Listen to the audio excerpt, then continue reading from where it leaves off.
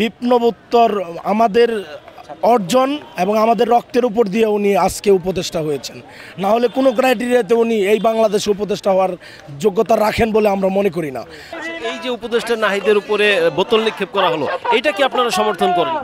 দেখেন, এটা হয়ে গেছে দুর্ঘটনা, সবাই সমর্থন করে না, কিন্তু হয়তো উনি আমাদের শিক্ষকদের লাঞ্ছনা করেছে, শিক্ষকদের উল্টাপাল্টা বলছে, আমরা কি শিক্ষকদের উস্কানিতে বলেছি। উনি একজন ছাত্র ছিল, দাবির ছাত্র ছিল, ওনার কি শিক্ষকের প্রতি একটা ন্যূনতম সম্মানবোধ থাকা উচিত ছিল না? সেই জায়গা থেকে সে শিক্ষকদের প্রতি কোনো সম্মান প্রকাশ করেনি।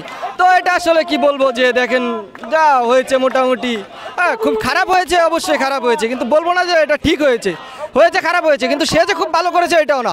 একজন সে কি বললো, সে রানিং মন্ত্রী যাই হোক বললো, এমপি, তা সেই জায়গা থেকে সে জনগণের কথা শুনবে, জনগণের অনেক কিছু বলবে, তার সেটা নিতে হবে। তাই জন্য সে যে মানে সংবাদ সম্মেলনে যে কথাগুলো বলছে, তার কথাগুলো উস্কানিমূলক কথাগুলো আপনারাও ধরতে পারবেন। সে কিভাবে একজন মন্ত্রী হয়ে সাধারণ স্টুডেন্টের থ্রেট দেয়, এটা কিভাবে কাম্য হয় একজন রানিং মন্ত্রী থেকে? সে জনগণের কথা শুনবে, জনগণ অনেক কিছু বলবে, তার সেগুলো শুনতে হবে, মানতে হবে। সে যদি এতটুকু ধৈর্য না থাকে তাহলে সে কি করবে? তার বর্তমানে অবস্থা, ভবিষ্যতে কি হবে আপনি বলেন। আমরা কালকে যখন একটি শান্তিপূর্ণ লং মার্চ নিয়ে যমুনা অভিমুখে যাত্রা করি, তখন পুরো ঢাকায় আমাদেরকে কোথাও বাধা দেওয়া হয়নি, কিন্তু এই ফ্যাসিস্ট আমলের রমনা থানা পুলিশ, রমনা থানার ওসি, সে ফ্যাসিস্টের আমলে এসেছে এবং ফ্যাসিবাদী আচরণ তার এখনও বিদ্যমান। সে শান্তিপূর্ণ সমাবেশে আক্রমণ করে এবং তার যে ফ্যাসিস্টের যে দালাল দোসররা এখন আছে, যে পুলিশেরা, তারা আমাদের উপর আক্রমণ করে। এবং এ পর্যন্ত আমরা কালকে পর্যন্ত আমরা একটু আশ্বস্ত হয়েছিলাম যে প্রধান উপদেষ্টা আমাদের সাথে কথা বলবেন বা এই বিষয় নিয়ে জানাবেন, কিন্তু উপদেষ্টা মাহফুজ, যাকে কোনো আন্দোলনের সম্মুখ সারিতে দেখিনি, একটা স্টেক হোল্ডারের মাধ্যমে ক্ষমতায় এসে বসেছেন, সে একটা ছোট্ট ইস্যুকে কেন্দ্র করে আমাদের ভিসি স্যারকে অপমান করে সে প্রেস ব্রিফিং থেকে চলে যায়। এর প্রতিবাদে আমাদের অবস্থান কর্মসূচি চলছে এবং ততক্ষণ পর্যন্ত চলবে যতক্ষণ না মাহফুজ আমাদের সামনে আসবে এবং ক্ষমা প্রার্থনা করবে অথবা দুঃখ প্রকাশ করবে। ধন্যবাদ। মাহফুজ আলমের উপরে যে বোতল নিক্ষেপের ঘটনাটি ঘটেছে, এটা কি আসলে ইচ্ছাকৃত কিনা বা কে করেছে আপনারা? এটা ভাই সম্পূর্ণ একটা অনাকাঙ্ক্ষিত ঘটনা এবং আপনারা একটা বিষয় মনে রাখবেন যে একজনের দায়ভার কখনোই পুরো বিশ্ববিদ্যালয়ের উপর পড়ে না।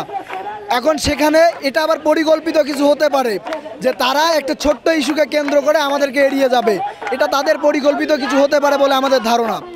এখন আমাদের পক্ষ থেকে তবু আমরা দুঃখ প্রকাশ করেছি যেহেতু একটা অনাকাঙ্ক্ষিত ঘটনা ঘটে গেছে এবং আমাদের যে ভাইস চ্যান্সেলর মহোদয়, তিনি নিজেও শোক প্রকাশ করেছেন, এই ঘটনার জন্য দুঃখ প্রকাশ করেছেন, কিন্তু তারপরেও মাহফুজ আলমের এমন আচরণে আমরা ক্ষুব্ধ এবং আমরা এর ধিক্কার জানাচ্ছি। বিপ্লবোত্তর আমাদের অর্জন এবং আমাদের রক্তের উপর দিয়ে উনি আজকে উপদেষ্টা হয়েছেন। না হলে কোনো ক্রাইটেরিয়াতে উনি এই বাংলাদেশে উপদেষ্টা হওয়ার যোগ্যতা রাখেন বলে আমরা মনে করি না।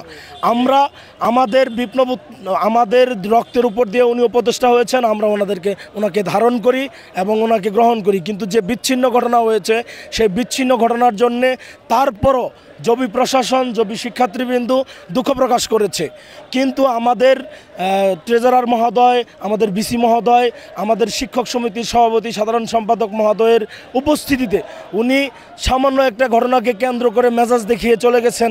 এ ধরনের ঘটনা প্রশাসনিকভাবে আসলেও ঘটা উচিত নয়, এটি একটি অনাকাঙ্ক্ষিত ঘটনা।